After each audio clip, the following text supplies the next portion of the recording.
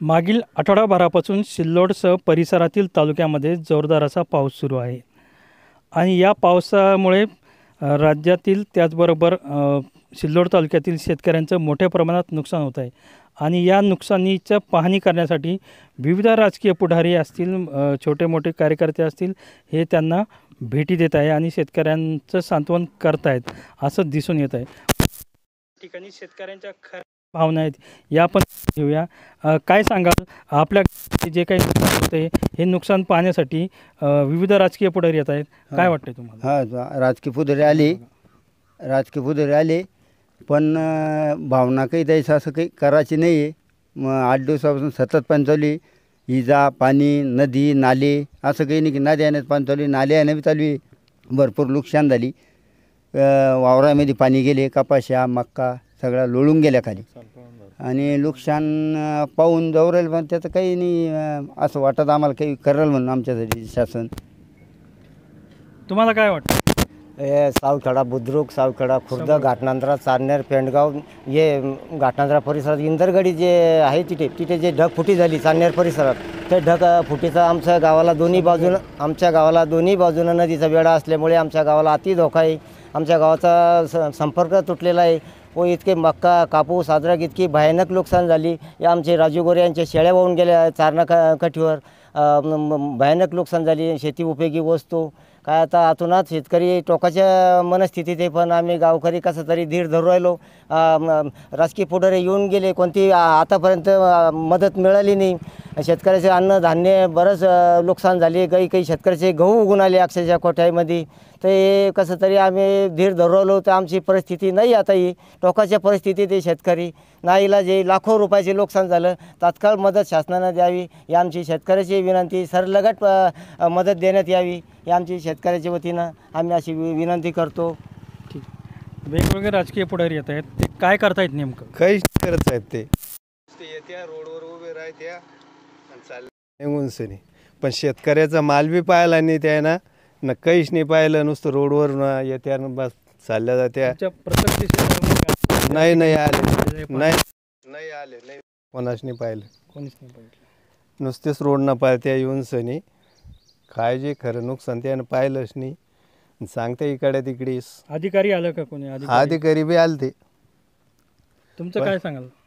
काय आमचे नदी काठेला पत्र वाहून गेले, बैल बारदाना व्हायला, आता खूप शेती उपयुक्त लय वस्तू राहत्या, खतं व्हायले, बकाड्या व्हायल्या काही, पण कोणी विचारायला यायला तयार नाही। पंचनामे करवल ते त्याच्या मनानंच पंचनामे बी चालू आहे, देत्या का घेत्या का कोणी खाली असं रोडच्या खाली येऊन उतरत नाही आहे। कमीत कमी माणसाला तिथे येऊन प्रत्यक्षित पाहिलं तर जसं वाटल की बॉय हे जरसे का आम्हाला काहीतरी पाठिंबा करू लागले। आम्ही काही नेत्यांचे फोटो बघितलेत, काही व्हिडिओ बघितले, ते प्रत्यक्ष शेतावरती आहेत, काही शेतावरती नाही गेले सर, ते इकडेच रोड न हिंडू लागले। जे आले ते नुसते गाड्या उभ्या करते, त्याला कोणाला भूक लागती, कोणाला संध्याकाळी टाईम होतो, ते काही शेतात यायला रिकामी नाही। आम्ही नुसते जेड्यावानी इकडून तिकडे हिंडतो, त्याच्या मागं काही इकून भेटल तिकून भेटल। आमची अशी मागणी आहे, शासनानं आम्हाला काहीतरी पहा। आमचं आता जवळपास लाख खंडाचं मायाला ठिबक व्हायलं, बैल बारदाना होता, हे आवतं फाटे हे सगळं व्हायलं। नुसते जित्ते जीव मी 2-3 घेऊन पळालो, काही व्हायले रात्रीचे व्हायले, त्याला आता काही नाविलाज झाला आमचा। आता आम्हाला असं वाटतं शासनानं काहीतरी थोडंफार आम्हाला द्यावं, अशी आमची प्रतिक्रिया आहे। तुम्ही काय सांगाल की जे राजकीय पुढारी येत आहेत किंवा अधिकारी येत आहेत, ते प्रत्यक्षरित्या तुमच्या शेताच्या बांधावरती किंवा त्या तुमच्या ज्या शेताच्या चिखलामध्ये आलेत का? अजून कोणीच आलं नाही, एक बी कोणीच आलं नाही। फक्त एक दिवस तलाठी मॅडम आली, पंचनामा करून गेली, त्याच्या बाद कोणीच आलं नाही। आणि काही म्हणायला जातं, काही नेते म्हणते आम्हाला मतदान झालं नाही, काहीला बोलायला गेले की ती आवाज दाबत्या माणसाचा, दबाव टाकत्या, तू मीडियावाला आहे का वकिली आहे असं।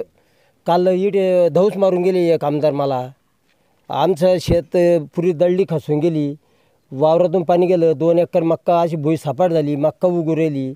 हे फक्त रोड नाही, त्या रोड न जात्या याला काहीच गरीब लोकाला घेणं नाही देणं नाही, काहीच नाही। फक्त मग एवढीच विनंती आहे, सरकार मायबापाला फक्त लोकाला वाचवा, बाकी काहीच नाही। आम्ही 8 दिवस पाणी नव्हतं गावात प्याला, तर काही लोकांना की टँकर येऊ राहिलं जाऊ राहिलं अजून काही गावात पाणी प्यायला आलं नाही, काहीच नाही. फक्त घोषणा झाली का? नुसतं घोषणा कागदावर या, बाकी काहीच नाही, प्रत्यक्षात काही नाही. काहीच नाही लगे.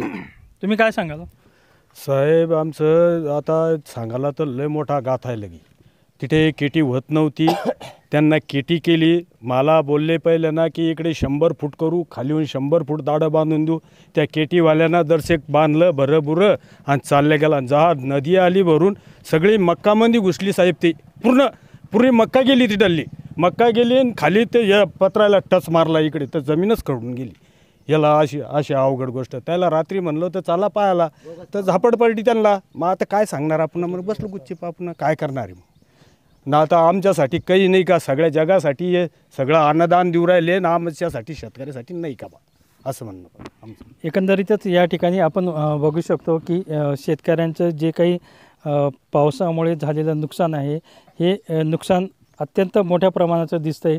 आणि त्यांच्या ज्या भावना आहेत शेतकऱ्यांच्या, त्या भावना आपण जाणून घेतलेल्या आहेत. परंतु या ठिकाणी असाही निष्कर्ष दिसतो आहे की जे काही विविध पक्षाचे राजकीय पुढारी आहेत ते येत आहेत आणि फोटो सेशन करून जात आहेत, एवढं या ठिकाणी आपल्याला स्पष्ट होतं आहे. लोकशाही मराठीसाठी अनिल साबळे, सिल्लोड. लोकशाही मराठी, ऐका, पहा, जागरूक रहा.